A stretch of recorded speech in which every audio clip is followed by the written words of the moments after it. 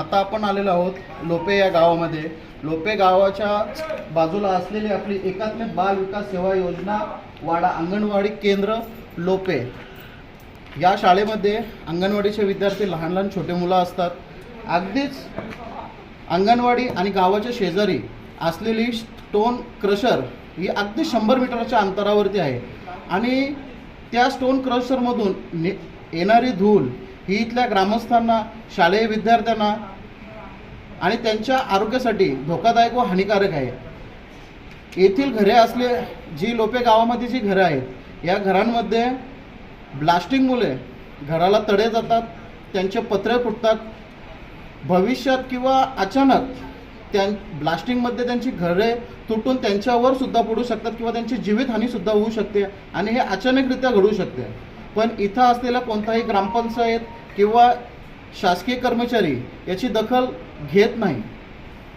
त्यांच्या जीविताला पण फार असा मोठा धोका आहे, कारण स्टोन क्रशर ही अगदी जवळ 100 मीटरच्या आत मोडली जाते. नाव सांगा तुमचं. काय हां काय झालंय? तडा गेल्यात घराला. स्टोन क्रशर तुमच्या घरापासून किती अंतरावर आहे? 100 मीटर अंतरावर आहे. ओके ठीक आहे. काय झालं घराला तडा गेला म्हणजे नेमकं काय झालंय? फाटला असा म्हणजे भेगा फाटल्यात. भेगा पडल्यात? कुठं कुठं भेगा पडल्यात घराला? घराला भेगा फाटल्यात ना, म्हणजे तिकडे तिकडे सगळीकडेच. घराला पूर्ण साईडला तुमच्या घराला भेगा पडलेल्या आहेत? हो. बरं. मग ती येता येता त्यांना इथे 5:30 पावणे 6 वाजतात. हां. मग ते टायमात ते ब्लास्ट करतात. मग शाळा सुटल्या टायमाला ब्लास्ट करतात? मग लहान लहान पोरा तिकडे पलते. हां सायकल जे मुलाची सायकल असते त्या सायकल घेऊन पडते, पण चालणारा चालत्यात पोरा तिकडे इथपर्यंत दगडी आल्या त्या? इथपर्यंत दगडी येतात. अरे बापरे. ठीक आहे. गुगल मॅपवर अनेक वेळा स्टोन क्रशर दिसत नाहीत किंवा नावाने नोंदलेले नसतात. ह्याची काही कारणे असू शकतात. 8. गुगल मॅपवर नोंदणी नसणे. अनेक स्टोन क्रशर मालक आपला व्यवसाय गुगल मॅप्सवर नोंदवत नाहीत, त्यामुळे ते सर्चमध्ये दिसत नाहीत. 2. छोटा किंवा अनधिकृत व्यवसाय. काही स्टोन क्रशर अनधिकृत किंवा परवानगीशिवाय चालत असतात, त्यामुळे ते मॅपवर टाकलेले नसतात. लोहपे परिसरातील स्टोन क्रशरमुळे नागरिक त्रस्त. धूळ, ब्लास्टिंग आणि प्रदूषणामुळे आरोग्य व सुरक्षेचा प्रश्न. वाड्या तालुक्यातील लोहपे गाव परिसरात सुरू असलेल्या स्टोन क्रशरमुळे येथील नागरिक गेल्या 10 ते 15 वर्षांपासून गंभीर त्रास सहन करत आहेत. सतत उडणारी धूळ, वारंवार होणारे ब्लास्टिंग आणि रात्री उशिरापर्यंत सुरू असलेले काम यामुळे स्थानिकांचे जीवन अक्षरशः असह्य झाले आहे. स्टोन क्रशरमधून निर्माण होणाऱ्या धुळीमुळे परिसरात सतत धुळीचे वातावरण असते. घरातील कपडे, भांडी तसेच अंगावरही कायम धूळ साचलेली दिसते. यामुळे अनेक नागरिकांना श्वसनाचे त्रास, खोकला आणि इतर आरोग्याच्या समस्या निर्माण होत आहेत. स्थानिकांच्या मते क्रशरमध्ये होणाऱ्या जोरदार ब्लास्टिंगमुळे अनेक घरांना तडे गेले आहेत.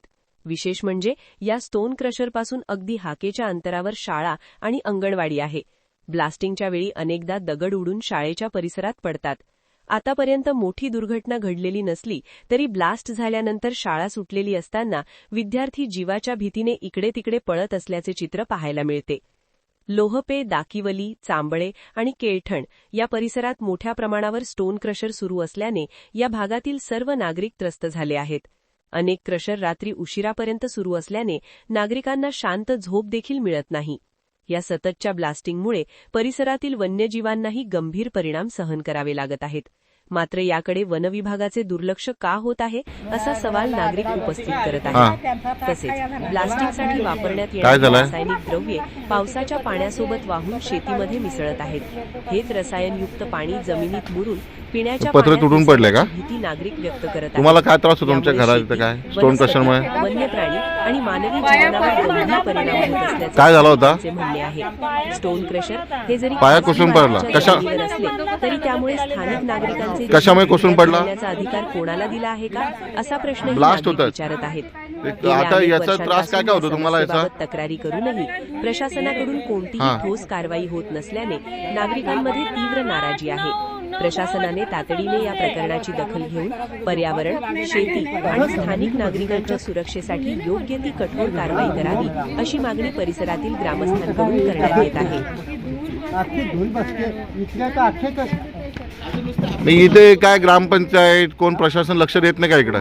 लक्ष देत कोणीच नाही. कोण नाही? मी तेवढं जाऊन त्याला भेटलो ना, मग त्याने चांगलं पण त्याने 10,000 मनात दिलं, मग मी तेवढंच समाधान मागला. बस झालं. त्याच्यात भिंत झाली का तुझी? नाही ना झाली, माझं स्वतःच पैसे घालवलं मी. आता काय कराल, कोणच लक्ष द्या तयार नाही. एवढा खर्च केला 1200 रुपये रेट. इथली तुमची ग्रामपंचायत कोणती आहे? मग तिथलं कोण येत नाही इकडं? कोणीच येत नाही. फाटला यांचा आता फाटला पर्यंत. या आता स्टोन क्रशरची धूळ तुमच्याकडे येत असेल. हे लहान पोरं आजारी वगैरे पडतात का याच्यामुळे? ताप आला काय नेली डॉक्टर. त्याला दाद लावून ते दाद घेत नाही. किती तुमच्या घरापासून किती अंतरावर येते? समोर घरापासून एक 100 मीटर अंतरावर असेल ना? मग हे त्याचा ब्लास्ट तर ते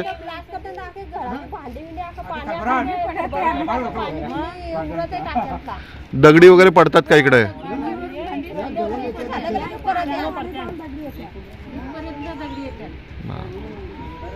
मग तुम्ही किती वर्षापासून हे त्रास आहे तुम्हाला हा? तरी मग काय तुम्ही तक्रार वगैरे केली नाही या संदर्भात?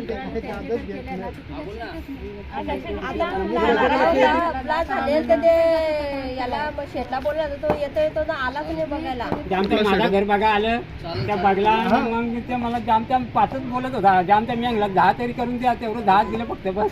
15 दिवस भांडण केली तेव्हा त्यांनी पैसे दिले. मग ते कुठले आहे ते स्टोन क्रशरवाले? भिवंडीचं आहेत काय? मग इथली स्थानिक ग्रामपंचायत तुमचे कोणच लक्ष घालत नाही?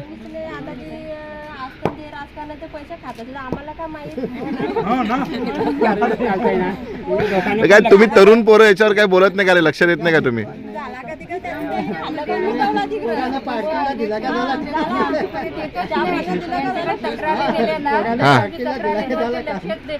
कोण लक्ष देत नाही तक्रारी? तुम्ही तक्रारी घेऊन गेलात का? पण आम्ही करतो. ग्रामसेवक याच्याकडून ग्रामसेवकांना या आपल्या अध्यक्ष सचिव देतात ते. हा तक्रारी घेतच नाही का? ते बघायला पण येत नाही. त्याची मीटिंग असं सांगला तरी ते लक्ष देतात नाही.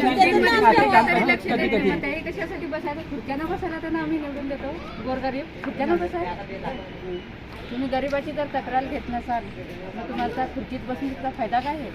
पद तुम्ही कशासाठी घेता? गोरगरिबासाठीच पद घेता का? कशाबद्दल तुम्ही सह्या मागायला जाता? आणि याचा बांधकामगार बांधकामगाराच्या सह्या घ्यायला गेला तर हा. ती देत नाही. हा. सरपंचीन आमची हे ती रेट्या आंबाडीला सह्याने इथून आम्हाला आंबाडीला जायला लागते. कुठला पण काम असलं ना का ग्रामपंचायतला गेला ना का सरपंचाची सह्या नाही. इथून आम्हाला 40 रुपये घालून आंबाडीला जायला लागते सहीसाठी. अर्जंट काम रहे नाही तर कसा रहे. पण त्या पोरांचा काम असला शालेचा अर्जंट, पोरांना तर अर्जंट काम त्या केलाच पाहिजे. इथून आंबाडीला जायचा. तिच्या रूमवर गेला का मग तिचा नवरा असा तो बोलतो ती तिकडे आहे घरी आहे का? इकडे गेला का ते तिची घरची बोलते आणि ती आंबाडीला आहे. मग माणूस जाईल कुठं? त्या उलटा सुट्टा सगळा करतात. आपला एक ठीक आहे पण ही पोरा शाळेत जाते आणि पोरांचा काय असला शाळेचा मग त्यांना तर ते अर्जंट त्यांना भाग आहे आपल्याला ना. ही शाळा चालू आहे का? इथं अंगणवाडी किती विद्यार्थी आहेत इथे? हा अंगणवाडी रोज भरते ना? अंगणवाडीच्या जवळ आहे. ओके ही अंगणवाडी इथे. काय झालं घराला?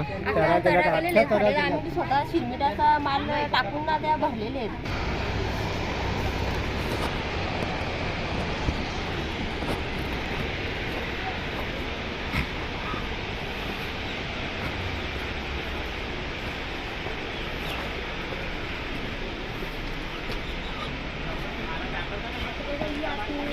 समोरच्या अख्खी भिंत झाले वरून होती बघा. अख्खी फाटली तर आतमध्ये पण सगळ्या पुऱ्या भिंत फाटलेल्या आहेत.